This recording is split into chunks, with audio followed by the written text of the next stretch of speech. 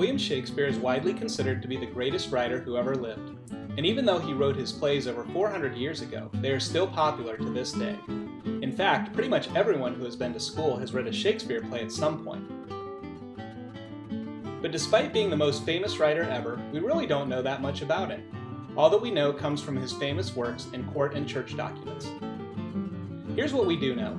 He was born in 1594 on April 23rd in Stratford-upon-Avon to John Shakespeare and Mary Arden. He was the third child of 8. At the age of 18, he married Anne Hathaway, who was 26. They had 3 children, a daughter, Susanna, who was born 6 months after they were married, and 2 twins, Hamnet and Judith. Unfortunately, Hamnet died at the age of 11, but no one is sure why. For the next 7 years after the twins were born, we really don't know what Shakespeare was up to. There's a rumor that he may have had to flee the country because he was caught poaching on another man's land. Some people think he might have been a schoolmaster for a time, but no one really knows. What we do know is that Shakespeare arrived in London in 1588 and immediately became known as an actor and a playwright.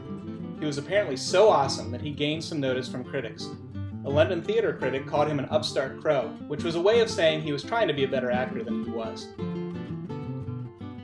Despite this snarky comment, Shakespeare became well known as an actor and writer as part of Lord Chamberlain's Men, an acting troupe that was popular in London.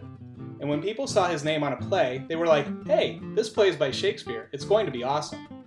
He also formed a partnership and built the famous Globe Theatre, where a lot of his plays were performed. This made him a very wealthy man.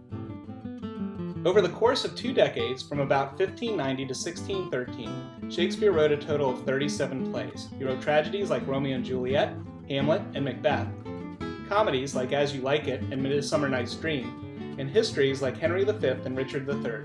He also wrote 154 sonnets.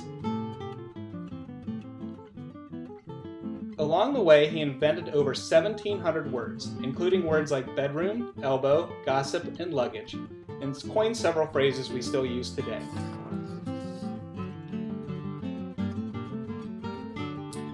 Shakespeare probably died on his 52nd birthday on August 23, 1616, although some scholars believe this is wrong. We know for a fact, though, that he was buried at Trinity Church on April 25, 1616. Today, Shakespeare's legacy continues. His plays are constantly performed on stage in a variety of settings and with really cool updates to make them more modern.